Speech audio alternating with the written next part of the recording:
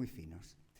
Las dos personas que hoy están a mi izquierda son Enrique del Teso, profesor de Lingüística en la Universidad de Oviedo, e Isaías Barreñada, profesor de Relaciones Internacionales en la Universidad Complutense de Madrid. Con ellos os dejo y espero que la conferencia y el debate que va a venir a continuación sean de vuestro interés y de vuestro provecho. Muchas gracias.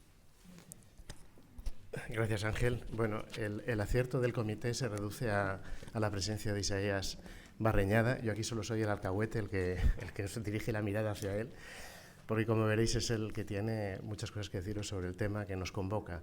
Querría decir una palabra hacia Ángela. Sí, ahora. Tengo casi que comerme el micrófono, pero me lo comeré, no pasa nada. Quería decir una palabra de reconocimiento para Ángel Alonso y sus secuaces del comité y del Ateneo, porque esta cuestión del mundo árabe, de los conflictos de Oriente Medio, creo que desde que soy consciente de que existen informativos, está en los informativos, es una especie de ruido de fondo permanente, y lo que suele pasar con el ruido de fondo es que acaba no oyéndose, y además lo que se oye suele venir muy mediatizado y muy procesado. Entonces creo que el comité y el Ateneo hicieron pues lo mejor que se puede hacer, que es traer a personas con criterio, con conocimiento y con análisis fundamentados que nos puedan ofrecer y dar un poco de claridad en donde es realmente complicado tenerla y además donde es relevante.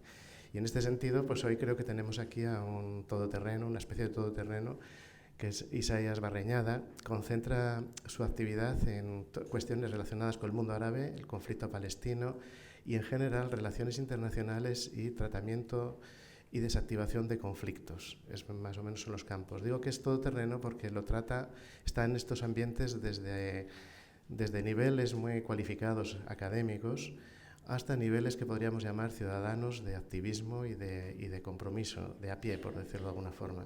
Él es profesor de la Universidad Complutense de Madrid, en la facultad, creo que se llama de Ciencias Políticas, no sé si tiene más apellidos que ese, pero de Ciencias Políticas, y además está en el Instituto Complutense de Relaciones Internacionales. Escribió ya varios libros como autor y como coautor, libros como El Sáhara, 40 años después, España y la cuestión palestina, La Alianza de Civilizaciones y uno que yo desconocía, calentito, y que lo tengo aquí en la mano, que es Entre España y Palestina, revisión críticas de unas relaciones, que se firman 4 autores y que no sé de qué va, pero por el título parece que es también de este mismo tema. El tema que trae aquí Isaías es un tema que me gustó mucho ver en el programa, no porque nos diga mucho de Trump. Quiero decir, lo que nos dice de Trump y la administración Trump es redundante con otras cosas que podemos saber de él. Trump tomó medidas muy agresivas que en el conflicto de Oriente Medio, sobre todo el reconocimiento de la capitalidad de Jerusalén, el reconocimiento de los asentamientos del Golán, la retirada de la ayuda humanitaria a los refugiados palestinos y la forma en que está planteando y desplegó este llamado acuerdo del siglo, pues como digo, solo nos dice de la administración Trump lo que ya sabíamos de esa administración por otro tipo de episodios. Pero digo que me interesa mucho que esté aquí Isaías para hablarnos de esto, porque este acuerdo del siglo, si consideramos el contexto en el que surge, lo que es intrínsecamente el acuerdo, y algo que yo tengo un poco más oscuro y que a lo mejor Isaías nos va a aclarar más, que es la recepción y diplomática que puede haber tenido en círculos que no son solamente de los interesados en Europa o en otros países, nos ayuda mucho a actualizar la foto fija que tengamos de lo que está pasando ahora mismo en Oriente Medio. Así que, como queremos dejar también un poco de tiempo para el coloquio y el tiempo que tenemos limitado, pues le cedo la palabra ya al verdadero artista de la jornada, que es Isaías Barreñada.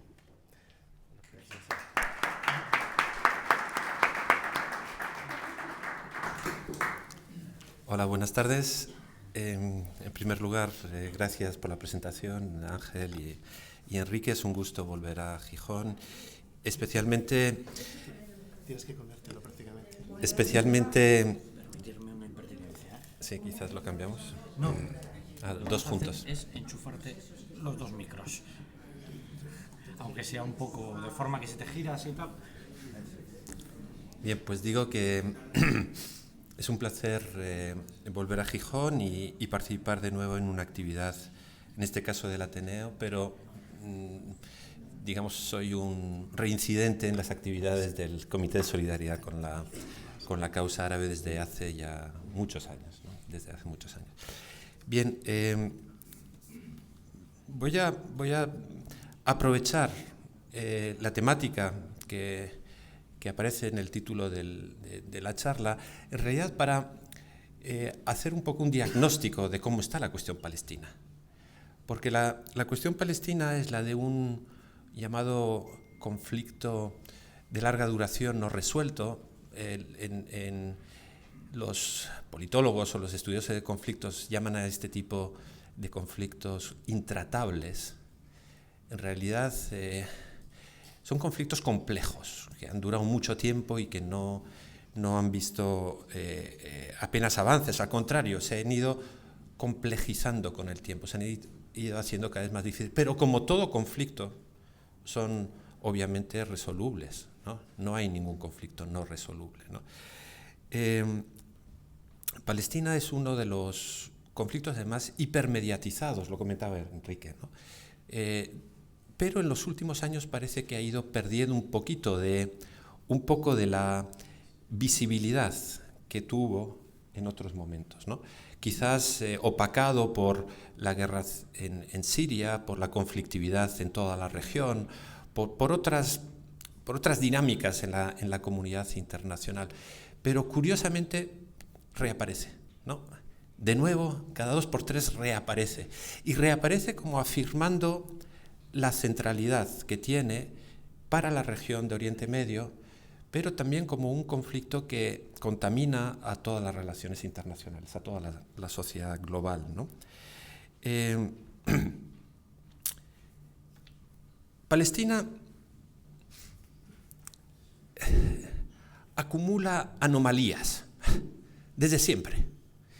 El origen del conflicto es una anomalía, es un conflicto entre un movimiento nacional que tiene origen en Europa, el del nacionalismo judío, sionismo, que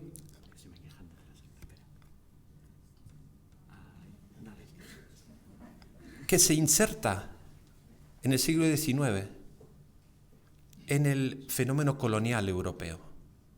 Es decir, el movimiento nacional judío, el sionismo, centroeuropeo, que no puede materializar su proyecto de un Estado en Europa, va y lo pretende crear fuera. Y para eso utiliza el colonialismo. Y por lo tanto es un caso extraño. Es un caso extraño porque las otras dinámicas coloniales han respondido a intereses de los estados o de empresas, ¿no? Este es un caso extraño. Es otro caso extraño porque Naciones Unidas zanja en 1947 con una resolución la división del territorio, cosa que no ha ocurrido nunca en un proceso de descolonización. En ningún lugar del mundo la descolonización se hace repartiendo el territorio entre el colonizador y el colonizado. Naciones Unidas lo hace en 1947, resolución 181. Es otro caso de anomalía porque en ningún lugar del mundo una ocupación beligerante dura más de 50 años. En 1967 Israel ocupa Cisjordania, Gaza y el Golán sirio, además del Sinaí. Y lo que es generalmente una práctica corta durante una guerra o inmediatamente después, que es el concepto de ocupación, ¿no? Lo mismo que hicieron los aliados, que ocuparon Japón o Alemania durante algunos años después de la Segunda Guerra Mundial. Eso dura unos cuantos años, luego se vuelve a la normalidad, se devuelve la soberanía. En ningún caso se ha dado una ocupación de 50 años, ¿no? 52 ahora en el caso. Por lo tanto, es una anomalía tras anomalía. Más anomalías. Israel se comporta de una forma muy particular, alegando ser una excepción entre los estados, ¿no? Y el resto de la comunidad internacional acepta esa excepcionalidad, ¿no? Y eso se ha convertido en una especie de impunidad institucionalizada, ¿no? Es decir, ocupa otro territorio y no se activa un mecanismo de Naciones Unidas para forzar la salida, ¿no? Viola los derechos humanos y se le mira desde lejos, se le condena, pero nada más, ¿no? Esa impunidad institucionalizada ha permitido que el conflicto no se resuelva. Por lo tanto, cuando hablamos de conflicto intratable, en realidad es porque se ha contribuido a eso, ¿no? Es un cúmulo de anomalías consentidas que han generado esa situación. Bien. Aquí vamos a detenernos en el papel de Estados Unidos en particular respecto a este conflicto. Primero, bueno, no vamos a hacer mucha historia, pero tendremos que dar algunas referencias, ¿no? Desde el enero del 2017 hay una administración republicana, pero muy particular. El presidente Donald Trump no es un republicano clásico, sus equipos tampoco. Llegaron de una forma un poco accidental, ¿no? Y desde el punto de vista de la política exterior, lo que ha venido haciendo es totalmente rupturista, llamativo, a veces difícil de calificar, ¿no? Los teóricos de las relaciones internacionales le llaman política exterior disruptiva. Disruptiva significa que rompe las prácticas habituales, ¿no? Que no respeta las reglas del juego, no que las viole, no, es que desconcierta, no se sabe muy bien, es imprevisible, ¿no? Los que son aliados se convierten en aparentes enemigos, ¿no? Los que son enemigos al final se convierten en cómplices. El que era aliado en la guerra lo acaban de abandonar, los kurdos, ¿no? Continuamente está dando bandazos de este tipo, ¿no? Es una política exterior difícil de definir, ¿no? En el que hay medidas proteccionistas desde el punto de vista económico, toda la guerra ahora de aranceles con China, pero también con Europa, y pagamos las consecuencias también aquí en esto. Se rompen acuerdos, se sale de tratados, Estados Unidos ha salido de organizaciones internacionales como la UNESCO, ¿no? Ha dejado de ser miembro del Consejo de Derechos Humanos. Es decir, cuestiones que, independientemente de que fueran demócratas o republicanos, no eran práctica corriente en Estados Unidos, ¿no? Es, en algunos casos, aislacionista, quiere retirarse de toda una serie de escenarios donde Estados Unidos ha sido relevante durante mucho tiempo, pero en otros casos es totalmente intervencionista y además es militarista, ¿no? Ha hecho uso, pues, de golpes militares, de lanzamiento de bombas en momentos determinados y luego desaparece del mapa. Es decir, es un comportamiento, la verdad, muy llamativo, imprevisible, muchas veces incoherente, que ha ido literalmente quemando a sus equipos, ¿no? Nunca ha habido tal abandono, tal rotación de altos cargos, ¿no?, como en esta administración.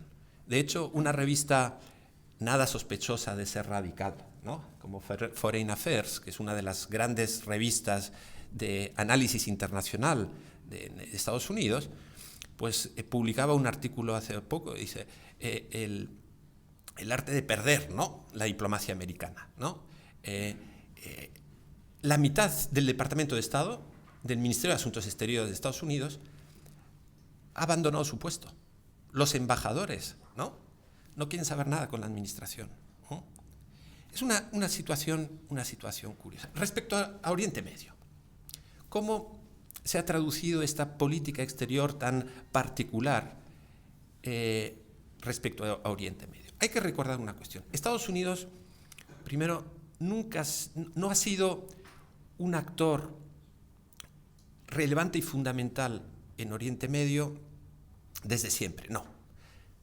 Se ha implicado realmente a partir de la Segunda Guerra Mundial.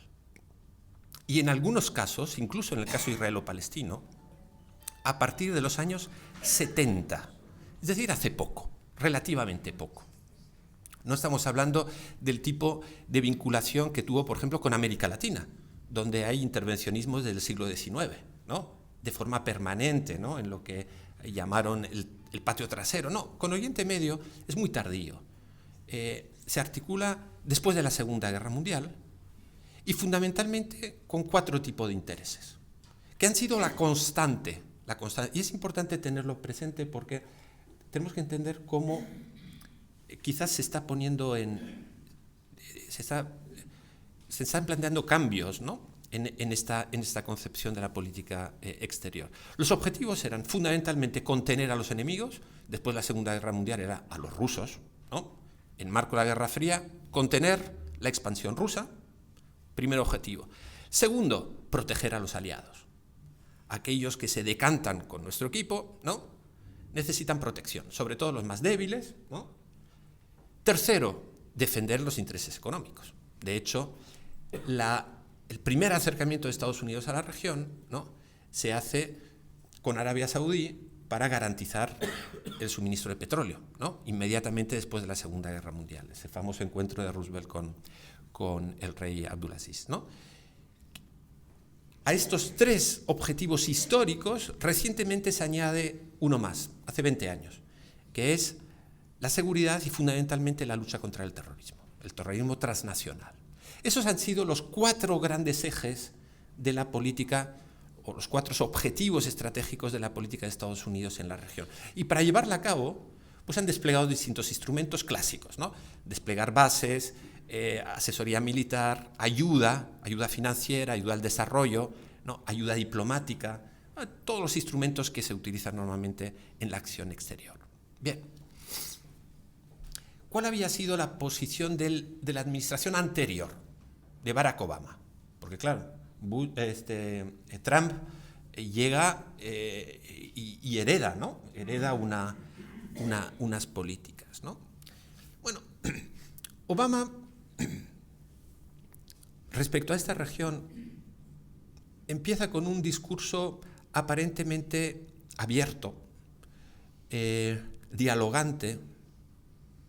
Es el famoso discurso que da en la Universidad del Cairo en el 2009, en el que dice que los países árabes, los países de Oriente Medio, el norte de África no son enemigos, que hay muchas posibilidades de cooperación, que se cuenta con ellos, que son aliados. Bueno, un poco es un discurso, en cierta forma, distinto, radicalmente distinto al del choque de civilizaciones, ¿no?, que había marcado, pues, las administraciones anteriores, especialmente la administración de Bush hijo, ¿no?, y todo su empeño de intervencionismo después del 11 de septiembre. Pero también dice otra cosa, y es que el interés de Estados Unidos se está empezando a mover hacia otras áreas, ¿no?, más hacia el Pacífico, más hacia Asia, ¿no?, y que Oriente Medio no dejará de estar fuera de las prioridades de Estados Unidos, pero no tendrá la centralidad de los años anteriores. ¿Qué significa eso? Que ya Obama adelanta una cuestión fundamental que no tenemos que perder de vista, y es que Estados Unidos tiene más intereses en otras áreas. ¿Por qué? Porque ya no existe la Unión Soviética, los riesgos son otros, y porque Estados Unidos ya no es dependiente del petróleo de Oriente Medio. Estados Unidos ya es productor de petróleo, especialmente con las nuevas técnicas, ¿no?, de extracción de petróleo por vías no convencionales, de esquistos, etc. El crack, todas estas, el frac, ¿no?, y todas estas modalidades de extracción de... En el 2011 ocurren las movilizaciones populares anti-autoritarias, lo que se ha conocido como primaveras árabes, pero en realidad, bueno, es un nombre periodístico que los propios actores nunca utilizan. Le llamaremos ola prodemocrática, ¿no?, del 2011, en el que se sacude toda la región, en algunos países más, en otros menos, pero se pone en evidencia que la población quiere cambios, quiere justicia social, lo primero, porque las primeras movilizaciones son pidiendo empleo, ¿no?, y luego cambios democráticos, nos lo olvidamos eso muchas veces, ¿no? Hay toda una sacudida. ¿Y cuál es la reacción de Estados Unidos? Observar, no se moja, no va a apoyar la democratización abiertamente. Al contrario, va a intentar garantizar la seguridad de sus intereses, de sus aliados, evitar que haya cambios excesivamente radicales, y en el momento en que se vea que los cambios no cuajan, no va a tener ningún problema en volver a apoyar a los viejos sátrapas, ¿no? Lo hemos visto en el caso de Egipto. En Egipto se echa abajo la presidencia de Mubarak, hay elecciones, ganan los islamistas, malos aliados, ¿no? Hay un golpe, se apoya al golpista, ¿de acuerdo? Porque es el que garantiza la estabilidad. Por lo tanto, Estados Unidos, a pesar de toda su retórica, ¿no?, del apoyo a la transformación democrática, al desarrollo de la región, etc., en la práctica tampoco actúa de manera consecuencia. Al contrario, la ola de cambios prodemocráticos en la región va a derivar pues, en toda la conflictividad que conocemos. Implosión de una serie de estados, de Libia, de Yemen, guerras, ¿no?, intervenciones, porque muchas de estas guerras además están acompañadas de intervenciones de actores externos, lo hemos visto en el caso de Siria, de Yemen, ¿no? Estados Unidos lo que demuestra es que se va a implicar muy limitadamente y sobre todo va a apoyar que otros le hagan el trabajo, ¿no? Esa va a ser, en realidad, eso va a ser el legado de Obama. Resultado, que por mucho que dijera al principio de que Estados Unidos se iba a retirar poco a poco, en la práctica, de retirada poco, de apoyo a la democracia poco, de cambios en la política poco.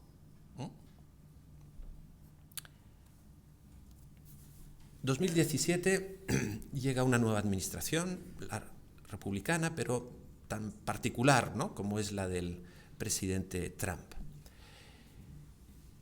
En su campaña ya aparecen algunas, es decir, en la campaña electoral presidencial, ya aparecen algunos indicios sobre cómo se va a comportar en la región.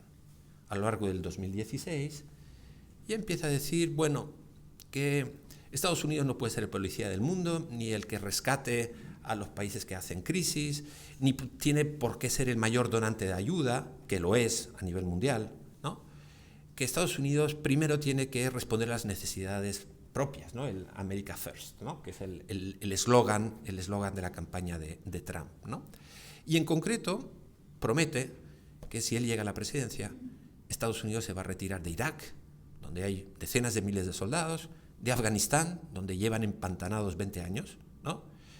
Van a dejar de estar metidos en todos los conflictos de forma directa o indirecta, lo que ha sido la práctica histórica de Estados Unidos en la región. Eso sí, sin renunciar a sus intereses estratégicos, ¿no?, obviamente. ¿Cómo se puede retirar y no renunciar a los intereses estratégicos? Dejando a unos aliados, ¿no?, seguros. ¿Y quiénes son esos aliados? Bueno, lo iremos viendo cuando llegue a la presidencia. Pero son obviamente unos actores a los que podríamos hacer pues, un análisis crítico pues, bastante demoledor, ¿no? Porque, como veremos, los aliados estratégicos del periodo más recientes van a ser Arabia Saudí, los Emiratos Árabes, que van en tándem, Arabia Saudí y los Emiratos Árabes van juntos, Israel, y en menor medida otros actores que han ido perdiendo fuerza, como Egipto, Jordania, ¿no? Pero fundamentalmente los regímenes monárquicos más tradicionales, menos democráticos de la región, pero más ricos, y un régimen colonial que es Israel. Esos son los aliados, ¿no? Además, Trump ya avisa que cuando sea necesario utilizará la fuerza, ¿no? Si hay que castigar, se castiga con fuerza. Y así lo demostró en los primeros años, con distintas incursiones, lanzando pruebas incluso de bombas de alto tonelaje que nunca se habían utilizado hasta entonces. Lo hizo en Afganistán y en Siria.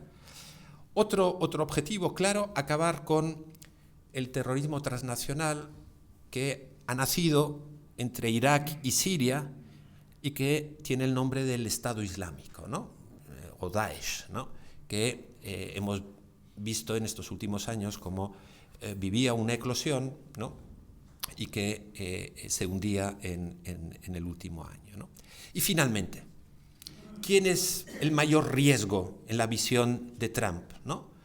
Pues Irán, la potencia emergente, pero una potencia con unas características muy particulares. Irán es un Estado con una fuerte identidad nacional, ¿no?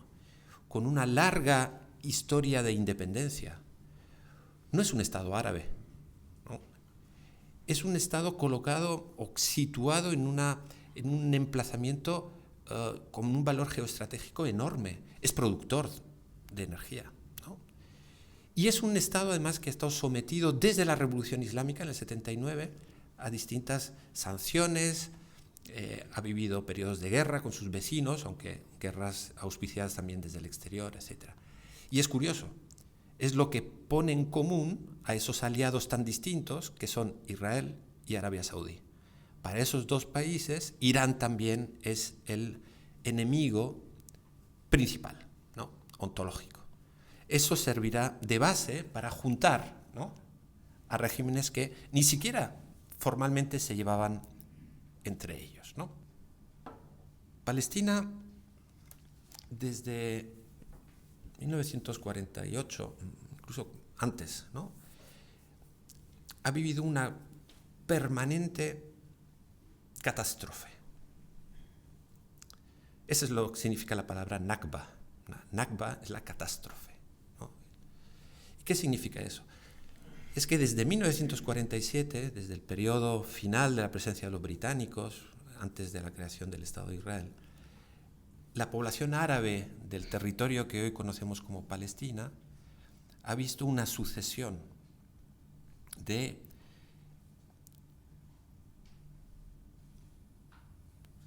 catástrofes de distinto tipo: fragmentación del territorio, dispersión de la población, conversión en refugiados, ocupación, violación sistemática de los derechos humanos, ¿no?, en distintos momentos. No podemos hacer aquí un repaso detallado, ¿no? Pero eso no ha cesado, no ha cesado. Es decir, no es que fuera una crisis en los años 40, ¿no? No, es que continuamente, ¿no?, esa catástrofe se vive a diario en Palestina, ¿no? Expropiaciones de tierras, limitaciones de movilidad, intervención de la actividad económica, expulsión de la gente, división de las familias, ¿no? Continuamente. Y es un pueblo que ha resistido, ¿no? Es un pueblo que ha resistido. Que después de 70 años todavía los palestinos estén en el territorio agarrados, ¿no?, a sus comunidades, a sus pueblos, a sus tierras, ¿no?, que sigan teniendo una identidad de pueblo, una identidad de nación, un proyecto nacional, ¿no?, también dice mucho. Palestina hace algo más de 25 años, ya 26 años, vivió un experimento de intento de resolver políticamente el conflicto. Es el llamado proceso de Oslo, ¿no? No vamos a entrar en detalles, pero hubo circunstancias en ese momento que permitieron que la comunidad internacional favoreciera que palestinos e israelíes se sentaran a negociar. Ese experimento, totalmente también anómalo, porque no se hizo en el marco de Naciones Unidas, se hizo bilateralmente, se hizo sin garantías, se hizo sin mediación, bueno, no dio sus frutos, pero generó un elemento más que complica el conflicto. ¿Por qué? Porque los palestinos, después de 25 años, no han logrado el Estado que esperaban, pero la dinámica del proceso dio pie a la creación de una administración interina, que es una especie de pseudoestado, ¿no?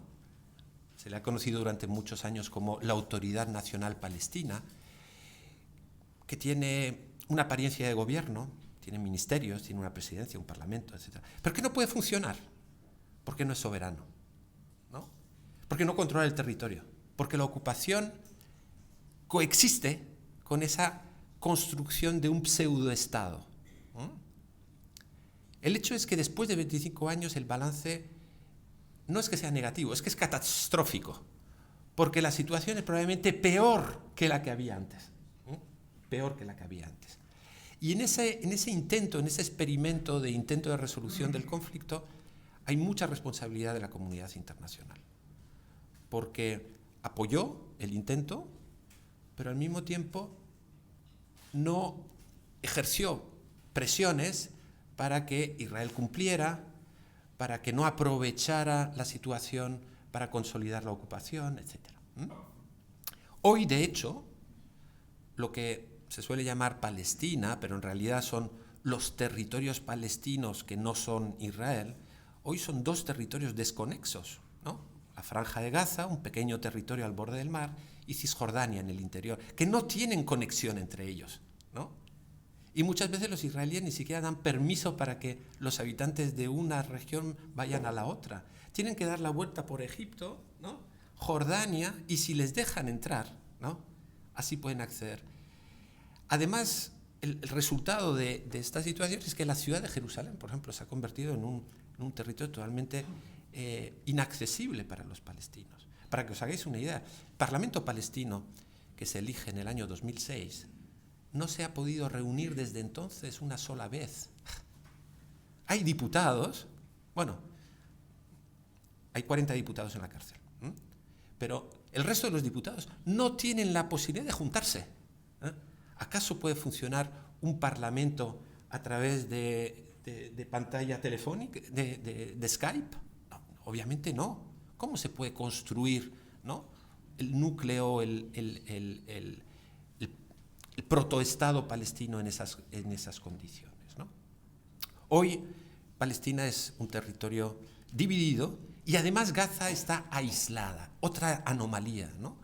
Desde hace más de 10 años la Franja de Gaza es una especie de prisión al aire libre, ¿no? La gente de Gaza no puede salir. No puede salir porque los israelíes no les dejan salir, los egipcios tampoco, ¿no? Un territorio donde viven casi 2 millones de personas en una franja diminuta, sin recursos, sin apenas agua potable, que vive de la ayuda internacional, en el que los niveles de desempleo alcanzan el 50%, los niveles de pobreza son altísimos, ¿no? Un lugar que Naciones Unidas considera invivible. Esa es la realidad de Palestina hoy. Además, es un territorio extremadamente dependiente. Depende de Israel en lo político y en lo económico. Depende de la ayuda internacional. Depende de la ayuda internacional. Es decir, que los estados, los organismos internacionales, están permitiendo esa situación totalmente anómala, inhumana, pero para evitar que se mueran, ¿no?, se les llena de ayuda. Ayuda humanitaria, ayuda al desarrollo. El salario de los funcionarios palestinos lo paga la Unión Europea, ¿no? Palestina es uno de los territorios del mundo con más ayuda per cápita. No son países de África subsahariana, no son países que han vivido crisis humanitarias extremas como Sudán o como Eritrea. Palestina es el lugar del mundo donde cada ciudadano recibe más ayuda per cápita, ¿no? En el caso de la ayuda española, los saharauis son los primeros y los palestinos son los segundos, ¿no? 10 veces más que la ayuda que se recibe en Haití, por ejemplo, en Honduras o en otros lugares prioritarios de la cooperación española, ¿no? En el año 2010, los palestinos ya se cansaron del proceso de Oslo y dijeron, bueno, negociar de esta manera con los israelíes y con una comunidad internacional pasiva, que consiente, que permite la impunidad, no nos lleva a ningún sitio. Vamos a afirmar que somos un Estado. Es cierto que no tenemos soberanía efectiva, pero que somos un Estado. Es lo que se conoce como la estrategia de la estatalidad, ¿no? Los palestinos ya se habían declarado independientes en 1988, pero se había quedado en una declaración simbólica, ¿no? Pero en el 2010, 2011, los palestinos dicen, no, a ver, vamos a declararnos Estado, vamos a funcionar realmente como un Estado hasta donde podamos, vamos a pedir nuestro ingreso en Naciones Unidas, en distintos organismos internacionales, vamos a firmar tratados internacionales para que el resto de la comunidad internacional nos tome en serio, ¿no? Es un cambio importante de estrategia, un cambio importante. Y veremos que eso tiene consecuencias, porque si tú te declaras Estado, te tienes que comportar como Estado. Antes, tú eres un movimiento de liberación nacional. Un movimiento de liberación nacional es el movimiento legítimo de un pueblo ocupado o colonizado para acabar con la colonización. Y el derecho internacional reconoce el derecho a la resistencia de los pueblos colonizados.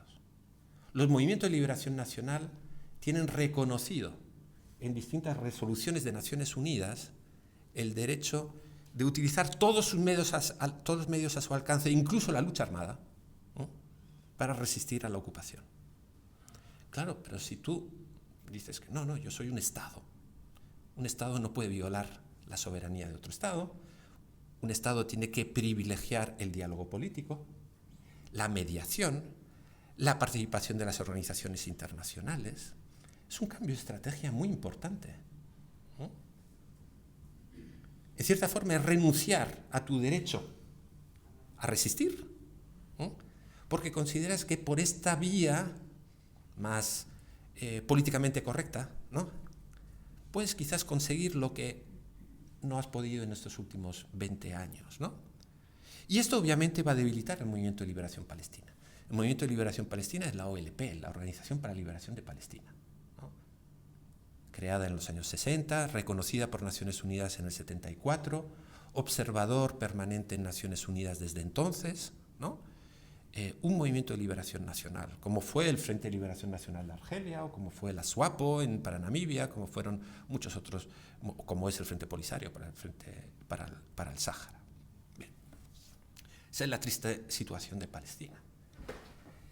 ¿Qué ha pasado, en cambio, en Israel? Porque todo esto es importante para entender la propuesta estadounidense, ¿no? Israel es un Estado que tiene 70 años de vida, se crea en 1948, ha cumplido ahora 71 años. Es un Estado muy particular porque se crea como realización de los objetivos de un movimiento nacional externo a la región. Son colonos, son europeos, ¿no?, los que crean el Estado de Israel, los que se implantan ahí. Bueno, Israel ha logrado, a pesar de estos orígenes coloniales, que su relato, que su justificación sea más o menos admitida. Hoy es casi un sacrilegio, ¿no?, poner en cuestión la legitimidad de origen de Israel, ¿no? Sería alguien que defienda eso, pues rápidamente estildado pues, de radical, de no sé cuánto. Pero, a ver, es un Estado colonial, ¿no?, nacido así. Pero lo más grave es que su comportamiento, una vez independiente, sigue siendo colonial, ¿no? ¿Qué significa el colonialismo? El colonialismo es la dominación de otro, ¿no?, la dominación física, política, económica de otro, y sobre todo el no reconocimiento de la igualdad del otro. En el orden colonial, el colonizado no tiene los derechos, ¿no?, del colonizado. No tiene ciudadanía, no vota, ¿no?, es inferior, es distinto. Y en su práctica, Israel no solo tiene un origen colonial, sino que tiene una práctica colonial, ¿no?, porque ha ocupado territorios de otros a los que no ha dado la ciudadanía, porque discrimina a sus propios ciudadanos si son árabes. 20% de los israelíes son árabes, ¿no?, y se les discrimina, etcétera, etcétera. Es un Estado, por lo tanto, que a pesar de esa realidad colonial, ha logrado instalar un relato legitimador. Eso ha generado una relación muy difícil y compleja con la comunidad internacional, ¿no? Bien, como decía antes, además, ha esgrimido una excepcionalidad, es un caso único, ha utilizado el tema del Holocausto, ha utilizado el tema de que los judíos han sido una de las minorías perseguidas históricamente en muchos sitios, que se lo digan a los gitanos, y a ellos tampoco si no han sido perseguidos, ¿no?, y a otras minorías que han desaparecido, ¿no? Pero bueno, ese discurso está muy presente. Pero lo llamativo es que desde el año 2000 Israel está en una deriva cada vez más nacionalista, más conservadora, más intransigente y por lo tanto está tomando posiciones cada vez más difíciles de encontrar una solución negociada con los palestinos. No solo con los palestinos, también con sus vecinos árabes, ¿no? Hay una deriva. Y esto es contradictorio, porque uno podría pensar, con el paso de las generaciones, este componente ultranacionalista y colonialista se debería haber disuelto, se debería haber construido con el tiempo una sociedad más normalizada. Y aquí existe exactamente lo contrario. ¿Qué ha pasado en la sociedad israelí para que sean cada vez más intransigentes, ¿no? Miren, un ejemplo. Hace 20, 30 años, en las campañas electorales, había líneas rojas. No se podían utilizar en Israel argumentos racistas. Bueno, hoy, en las dos elecciones que ha habido recientemente, en abril y en septiembre, para elegir diputados, los eslóganes claramente racistas están perfectamente normalizados. Cuando digo racistas es, si yo llego al gobierno, expulso a todos los árabes. A ver, los árabes en Israel son ciudadanos. ¿Cómo que expulsas a los árabes? ¿No? Ese tipo de discursos hoy están normalizados. ¿Qué ha ocurrido en el país, ¿no? Para que haya habido esa deriva, ¿no? Y eso tiene una repercusión negativa a nivel internacional. Yo he oído a un diplomático europeo decir que Israel es un aliado incómodo.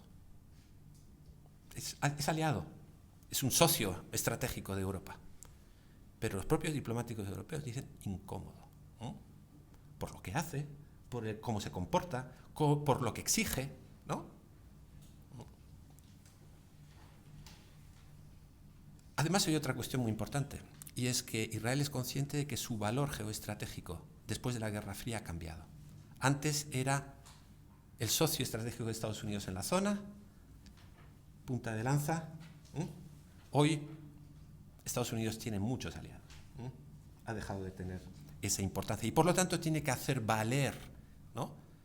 su valor, ¿no? estratégico de una forma distinta. Bien, vayamos al kit de la cuestión. Una cuestión que el famoso plan Kushner o plan del siglo o acuerdo del siglo, a mí me recuerda la fábula de Esopo, ¿no? Del parto de los montes. Recuerden, Esopo, el griego, ¿no? El fabulista griego, que cuenta que la población estaba asustada porque las montañas bramaban, ¿no?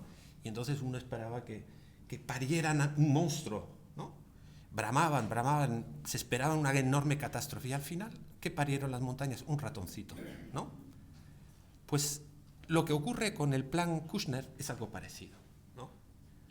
Se ha hecho mucho ruido, ¿no? Mucho ruido. Pero todavía hoy no conocemos los detalles. Todavía no lo han presentado. Tienen miedo de presentarlo. Los que lo han diseñado empiezan a abandonar el barco. Vamos a verlo.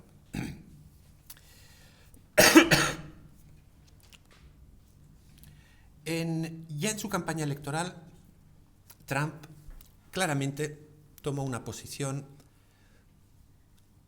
pro-israelí, totalmente alineada con las posiciones más nacionalistas, más duras, más intransigentes de Israel.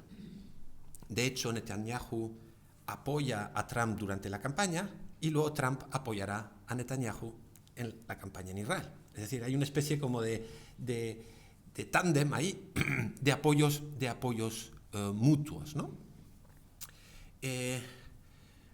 Como veremos, además, sectores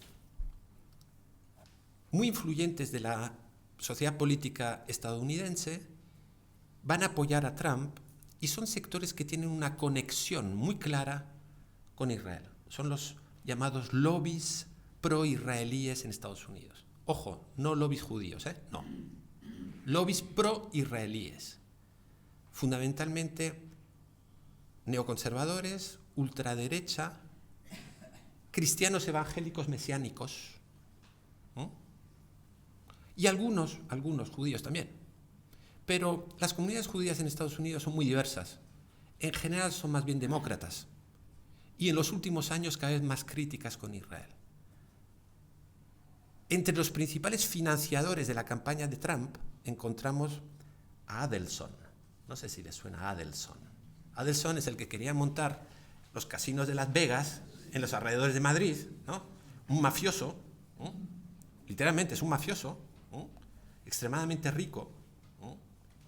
Pro-israelí, radicalmente pro-israelí, y es uno de los principales financiadores de Trump, de su campaña. Por lo tanto, uno puede establecer algún tipo de conexión, ¿no? Obviamente, si te financia este personaje, no vas a defender, ¿no?, posiciones alejadas respecto a su visión de Oriente Medio. Sin embargo, cuando llega a la Casa Blanca, el primer viaje que hace fuera lo hace a Oriente Medio. Trump visita Arabia Saudí y luego visita Tel Aviv, Israel, y llama la atención una cuestión, y es que parece que Trump sí es pro-israelí, pero con su nueva forma de hacer política, con su desenfado, con su forma de abordar, hace promesas y ya lanza en ese momento una idea, y es que él va a ser el presidente que más contribuirá a resolver el problema tan complejo, ¿no?, tan intratable del conflicto. Bueno, los propios palestinos le prestan atención, ¿no? Y dicen, pues a lo mejor, ¿no? No se sabe, pero a lo mejor viene con nuevas propuestas, con capacidad de presionar a unos y a otros. Hay un cierto optimismo. Fue cuestión de unas pocas semanas. Rápidamente, Estados Unidos empezó a tomar una serie de medidas que mostraron un alineamiento con Israel que nunca Washington había tenido en su historia. Nunca. Empezando por el equipo que va a nombrar para llevar a cabo todas las negociaciones, todo el diseño de propuestas, etcétera, ¿no? Luego veremos toda una serie de medidas que se van a dar a lo largo de estos 3 años, una cascada de medidas punitivas. A ver, no son medidas políticas, no, son claramente medidas para castigar a alguien. ¿A quién? Obviamente a los palestinos. Y luego vamos a ver cómo va a intentar articular relaciones entre Israel y otros actores de la región que le importan a Estados Unidos y que necesita que estén junto con los israelíes, aunque sea una alianza contra natura, ¿no?, o totalmente inhabitual, ¿no? ¿A quién nombra para su equipo, ¿no? Primero, un embajador en Israel, un embajador de Estados Unidos en Israel, que es el abogado David Friedman, que es un conocido defensor de las posiciones más extremas de Israel. Defensor, por ejemplo, del derecho de los israelíes a construir asentamientos en Cisjordania y Gaza, hecho ilegal, que nadie reconoce, que ni la propia administración de Estados Unidos ha reconocido jamás. Estados Unidos nunca ha reconocido los asentamientos, ¿no? Jamás. Este abogado estadounidense, que no tenía experiencia diplomática, era un fiel defensor, un vociferante, además, defensor de las posiciones de los colonos. Va y lo nombra embajador en Israel. Nombra como asesor presidencial para la cuestión israelo-palestina a su yerno, al marido de Ivanka, ¿no? Ivanka Trump, un personaje que no tiene experiencia diplomática, pero eso sí, tiene relación familiar con Netanyahu. Desde que era un crío, pasaban las vacaciones juntos. Hay una conexión personal, una conexión personal con él. Por lo tanto, pueden imaginar el tipo de enfoque que tiene. Una persona sin experiencia, es un joven, pero sobre todo una persona que tiene una actividad económica, ha sido empresario, ¿no?, sin ninguna experiencia política ni diplomática, ¿no?, pero de confianza. Su yerno. El hecho que sea judío no es importante en este caso, ¿no? Es más importante su posición política. Y nombra como enviado especial de la Casa Blanca para Oriente Medio y para las negociaciones a otro jurista, Jason Dov Greenblatt, que era su abogado, el que llevaba sus causas, ¿no? Sabéis que además Trump tiene un largo historial de procesos por desfalcos, por mal uso de fondos, por mil cosas, ¿no? Su abogado, ¿no? Otra persona claramente alineada con posiciones pro-israelíes y que curiosamente hace unos días ha dimitido, ¿no? Ha dimitido de este DECA. Imagínense qué equipo, ¿no? Con este equipo, obviamente las negociaciones con los palestinos auguran resultados difíciles, ¿no? Como pueden imaginar. A esto se suman otros cargos, no directamente implicados en las negociaciones con Israel y Palestina, pero que en momentos determinados también influyen. El encargado del Consejo de Seguridad Nacional, John Bolton, que ha sido cesado hace unos días, la antigua embajadora de Naciones Unidas, Nikki Haley, que era también un halcón, ¿no? Que también dimitió hace unos cuantos meses, el secretario de Estado. Todos son figuras claramente identificadas con las posiciones de Israel, ¿no? Claramente identificadas. Y muchos de ellos, además, con posturas que chocan con, primero, la legalidad internacional, porque apoyar la legalidad de las colonias pues es totalmente contradictorio, y con claros nexos con Israel, ¿no? Además de la influencia de los lobbies, como hemos comentado, ¿no? Esta es la embajadora, este es Friedman. Bien, con este equipo, ¿qué empieza a ocurrir? Lo primero, se toma una decisión totalmente sorprendente, y es Estados Unidos decide trasladar su embajada de Tel Aviv a Jerusalén. No había ninguna embajada de ningún país del mundo en Jerusalén. Hay una posición común de toda la comunidad internacional, incluso de los amigos de Israel, ¿no? Que desde los años 80, cuando Israel decide la anexión y la unificación de la ciudad de Jerusalén, hay una posición común, además respaldada por una resolución del Consejo de Seguridad de 1980, que dice claramente que los estados no pueden legitimar la anexión unilateral y que, por lo tanto, mantienen sus embajadas en Tel Aviv, no en Jerusalén, ¿no? Pues Estados Unidos va a romper ese consenso. Va a romper ese consenso. Obviamente espera que otros estados le acompañen, ¿no? Y de hecho va a presionar a otros estados. Algunos estados europeos se lo piensan, especialmente de Europa del Este, ¿no? Los más conservadores, los más influenciables, ¿no? Algún latinoamericano. Curiosamente, de nuevo, vemos cómo los grupos pro-israelíes de América Latina influyen mucho. ¿Quién va a responder a esa presión en América Latina? Jimmy Morales, presidente de Guatemala, muy cercano a los grupos evangélicos, ¿no? de Guatemala. De hecho, él es un militante evangélico pro-israelí. El presidente de Honduras, también otro evangélico. El presidente de Paraguay, que él no es evangélico, pero con el apoyo de los grupos evangélicos de Paraguay. Es decir, hay una especie de combinación, ¿no?, de apoyos de Estados Unidos y de grupos pro-israelíes muy ligados a los sectores más conservadores, milenaristas, ¿no? Bolsonaro en Brasil, ¿no? Otro con conexiones del evangelismo de derechas, ¿no? Son aquellos más sensibles.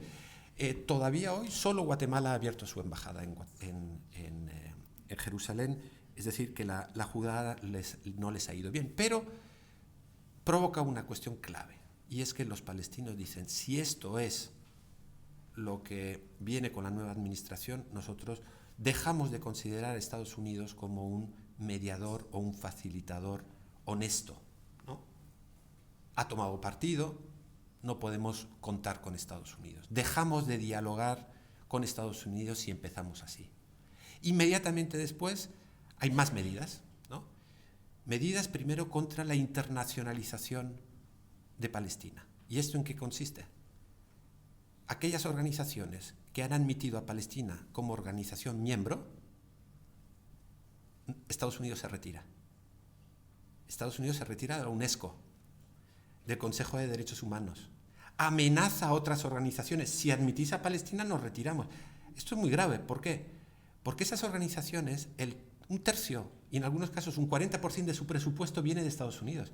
Si se retira Estados Unidos, esas organizaciones dejan de poder funcionar normalmente.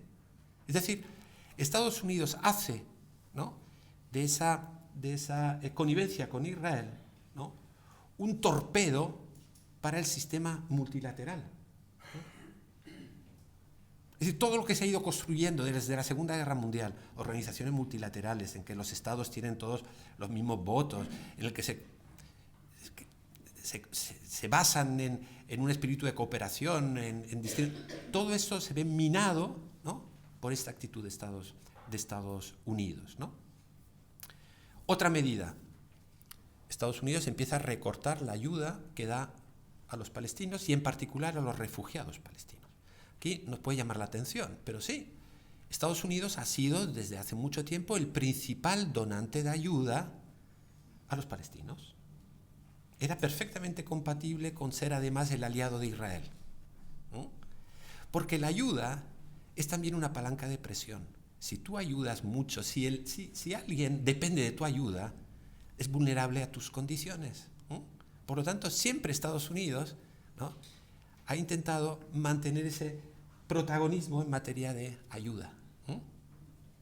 Bueno, pues Estados Unidos empezó a apretar las tuercas, ¿no?, reducir la ayuda a los... ¿Qué significa eso? Ya no hay dinero para los funcionarios, para los programas del ministerio, para las inversiones en infraestructuras, ¿no? Todo el presupuesto de la autoridad palestina se ha tenido que encoger en porcentajes muy graves, ¿no? Muy graves. Y no solo eso, organizaciones que atendían a los refugiados palestinos, que recordemos, refugiados palestinos son 5,5 millones. Es el grupo de refugiados permanentes más importante a nivel mundial. A nivel mundial, ¿no? Refugiados de larga duración, ¿no? 5,5 millones viven en gran medida porque reciben apoyo de una agencia, la UNRWA, ha estado Raquel Martí aquí hace unos días, ¿no?, que, de nuevo, si Estados Unidos recorta la ayuda a la UNRWA, esta se queda temblando. Y así más cosas. Cierra la oficina de la Organización para la Liberación en Palestina que estaba en Washington, etcétera, ¿no? Hay toda una serie de medidas que dejan claramente claro la posición de Estados Unidos, un claro posicionamiento con los intereses y con la voluntad, ¿no?, la voluntad de Israel. Esto, por ejemplo, es para que veáis, ¿no?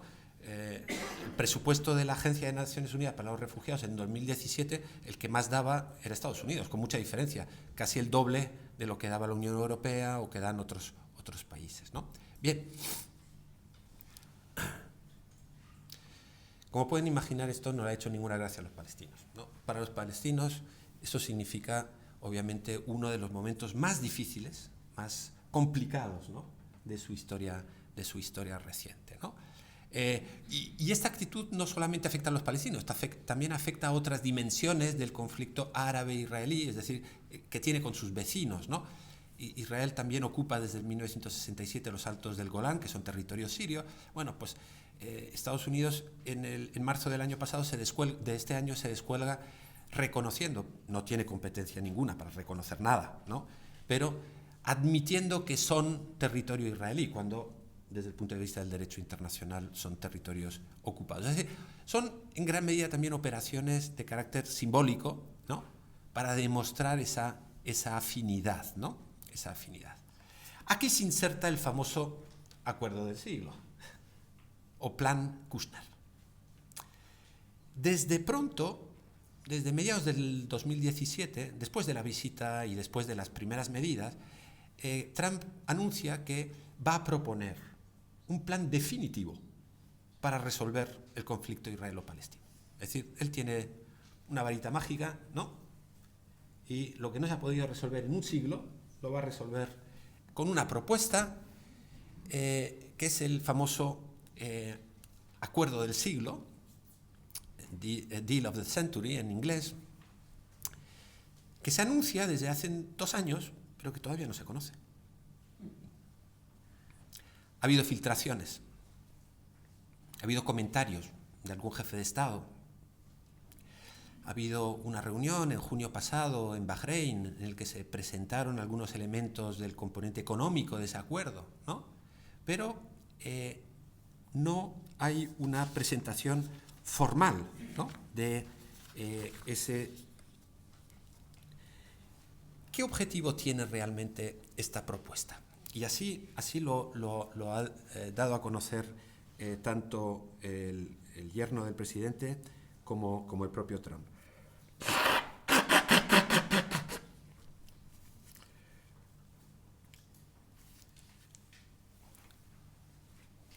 Un arreglo definitivo. Definitivo, no negociable después. Es decir, se acuerda, se llega a un acuerdo y se resuelve el conflicto y se da por cerrado esta cuestión. Ese es el objetivo. Pero realmente, ¿qué hay debajo de todo esto? ¿Cómo lo vamos a ver? Primero,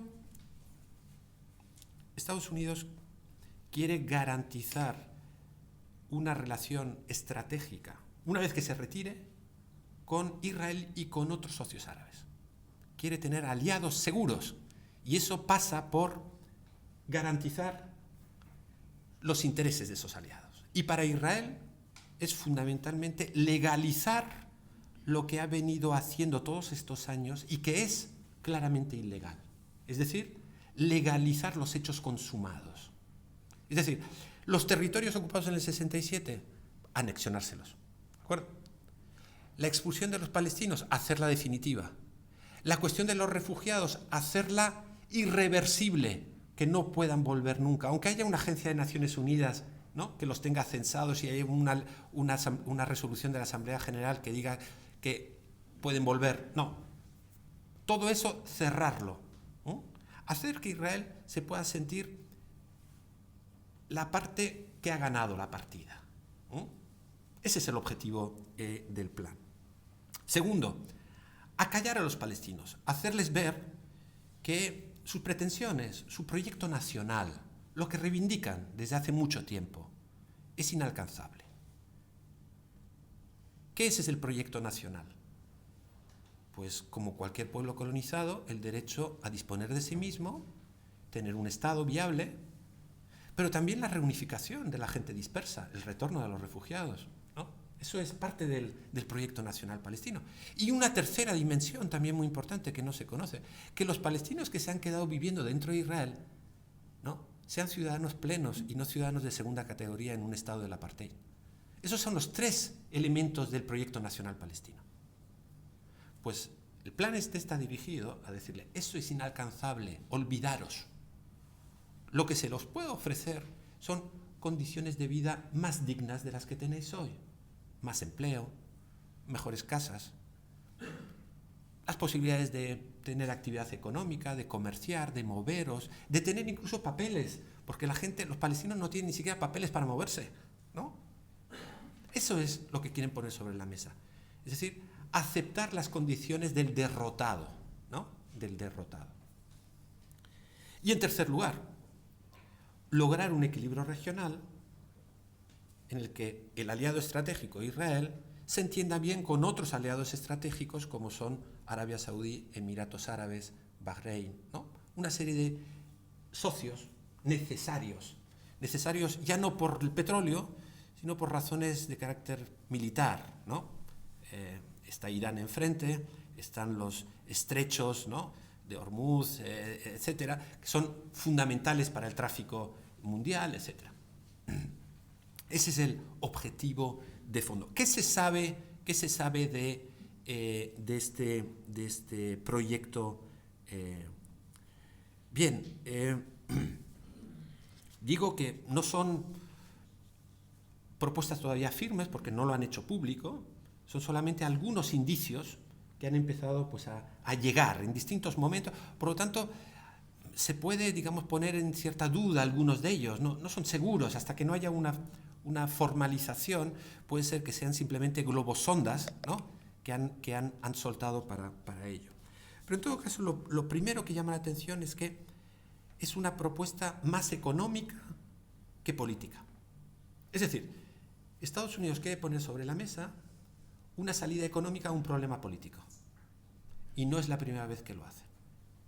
Ya lo hicieron, ya lo hizo la comunidad internacional con el proceso de Oslo.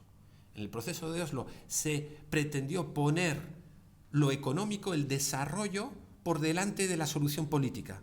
Y el resultado fue un fracaso, ¿no? Se hicieron cumbres de cooperación, de integración regional, etcétera, ¿no? Pero el resultado es que los israelíes no soltaban prenda, ¿no? Es decir, no querían desmontar los asentamientos, no querían que volvieran los refugiados, no querían dar el derecho de los palestinos a un propio Estado, ¿no? De nuevo se comete el mismo error. Se pone lo económico, es lo que algunos han llamado la pax económica, ¿no? La paz económica, ¿no?, por delante de la paz política, ¿no? Como si el empleo, tener empleo, que es importante, que es legítimo y que es fundamental para sobrevivir, ¿no?, resolviera el problema político, ¿no? Y hemos visto en muchos otros sitios que no es el caso, ¿no? De hecho, en junio pasado hubo llamaron taller. En realidad fue una especie como de reunión en la capital del Emirato de Bahrein, en Manamá, para discutir temas económicos ligados a este conflicto. Y de hecho se publicó un primer documento, que es este que tienen aquí, que se llama Paz para la Prosperidad, ¿no? Es un documento que no hace propuestas firmes, pero ya dice: crear condiciones económicas, de estabilidad, que den empleo, que mejoren las condiciones de vida, etc., cuesta 50.000 millones. Ya lo dicen claramente. Y eso significa ampliar la franja de Gaza. Gaza es demasiado pequeño. Ya dan otra idea. ¿Hacia dónde se va a ampliar la franja de Gaza? No hacia Israel, sino es quitando un territorio a los egipcios. Obviamente los israelíes no van a soltar territorio, ¿no? O sea, ¿y quién va a poner los 50.000 millones? Pues en el documento ese ya lo dicen claramente: los países productores de petróleo, la Unión Europea y Naciones Unidas, ¿no? Es decir, ¿quién va a pagar la operación? Otros, ¿no? Es interesante, ¿no? Cómo se han ido como lanzando ideas, ¿no? Lanzando ideas. En el documento aparecen, ¿no?, ya proyectos de polos industriales, de zonas de maquilas, de zonas...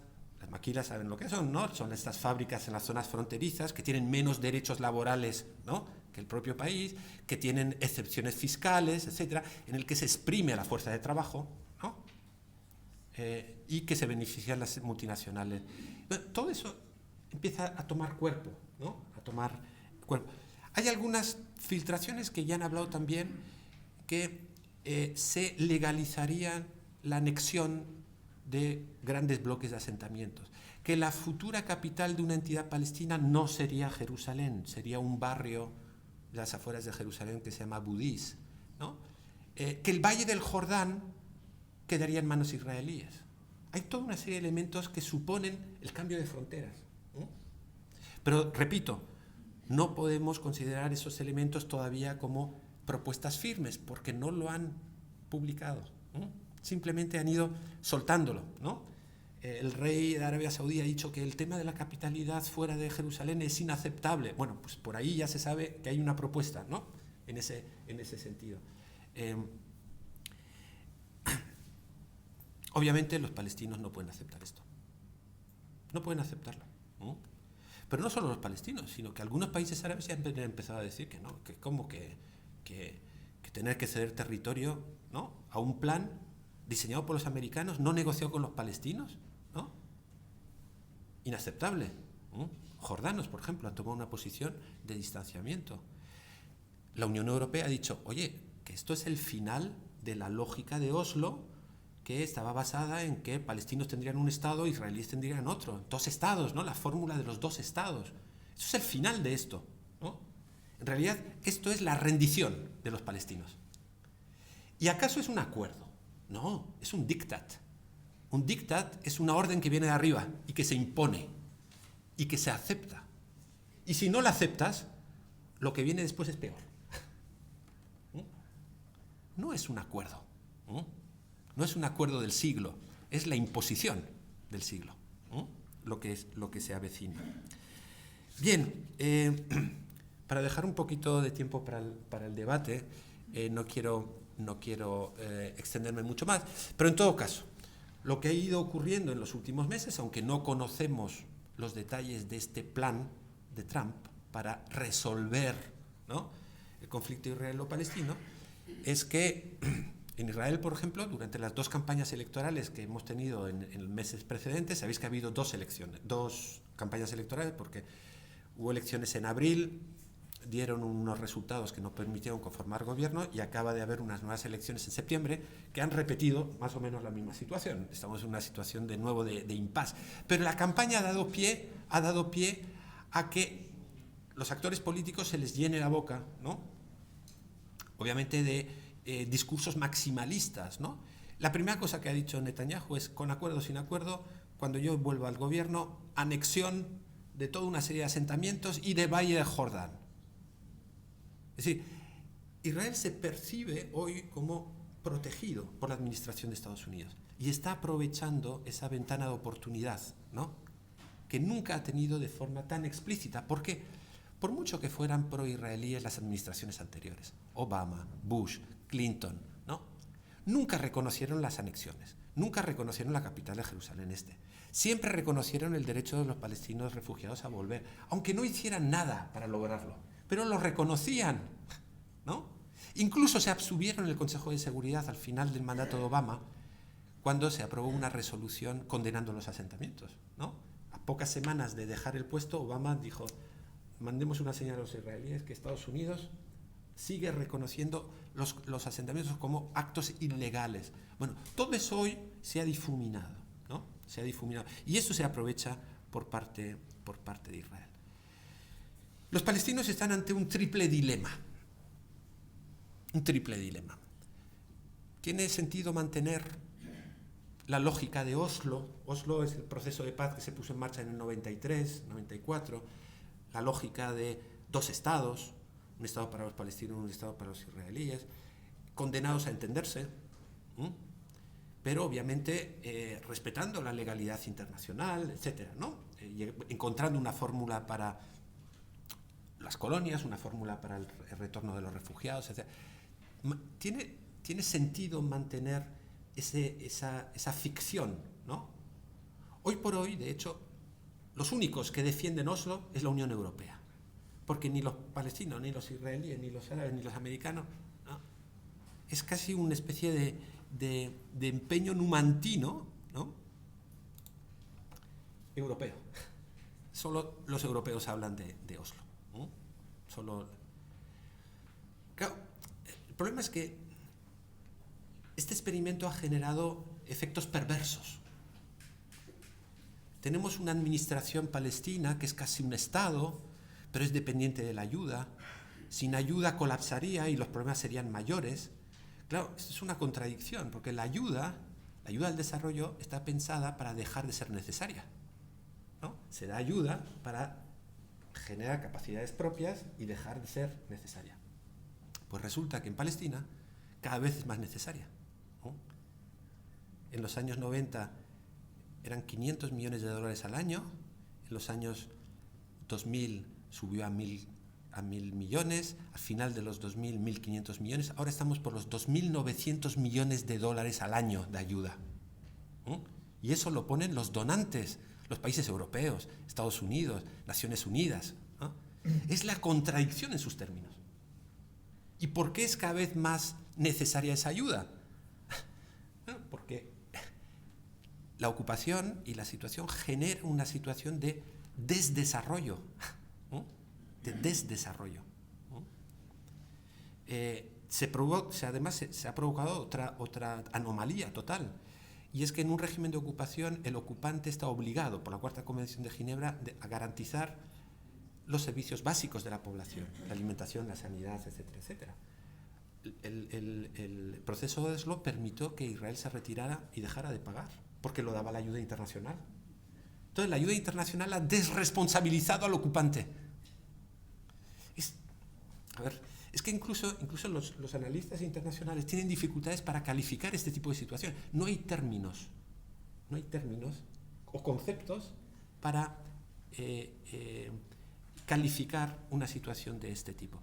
El gran reto de los palestinos es, ¿mantenemos o no mantenemos Oslo? Segundo reto, los cambios regionales que están teniendo lugar desde el 2011 han hecho que los antiguos aliados, los países árabes, la Unión Europea, hoy ya no sean aliados. Ahora hay países árabes que están con los israelíes negociando el plan Kushner. Los europeos están perdidos con el Brexit y no sé qué, ¿no? Los rusos han vuelto a aparecer, pero no se quieren mojar, porque tienen muy buenos negocios con saudíes y con israelíes. Los chinos están para los negocios, todavía en la política dentro de 10 años. Las alianzas, los aliados que tenían los palestinos se han esfumado. Tercero, los palestinos están ante un dilema de estrategia. Como decía antes, apuestan por la estatalidad, y eso significa actuar como Estado, es decir, renunciar a la resistencia, o recuperar el componente de liberación nacional y actuar como movimiento de liberación nacional. Eso les cierra puertas, ¿no? Pero es un derecho legítimo de resistencia. Y hoy lo que está ocurriendo en el terreno es que cuando hay manifestaciones en Gaza, no las organiza el Estado palestino, las organiza la gente que exige resistencia.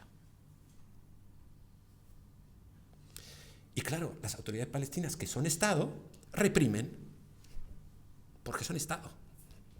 Y obviamente no pueden permitir que la población haga uso de medios, a veces violentos, ¿no?, frente al ocupante, aunque sea legítimo. Esa disyuntiva, ¿cómo se puede casar, ¿no?, estatalidad y resistencia al mismo tiempo? Generalmente los movimientos de liberación nacional eran la fase previa a la independencia. Y todo el mundo admitía que el Frente de Liberación Nacional utilizara los medios para echar a los franceses. Pero en el momento en que echaron a los franceses, el Movimiento de Liberación Nacional se convirtió en Estado. Y se disolvió el Movimiento de Liberación Nacional. Aquí tenemos las dos cosas al mismo tiempo. ¿Cómo se compatibiliza? ¿Y cómo se garantiza la unidad del pueblo palestino? Porque claro, esto divide. La sociedad civil, las organizaciones políticas, ¿no?, reclaman. Y las autoridades dicen, no, que esto nos cierra puertas, que si utilizáis si protestáis y hay confrontación en Gaza, etcétera, los donantes nos dejan de dar dinero, y sin dinero no tenemos para pagar a los funcionarios, y no tenemos dinero para las políticas públicas, y dejamos de ser Estado, ¿no?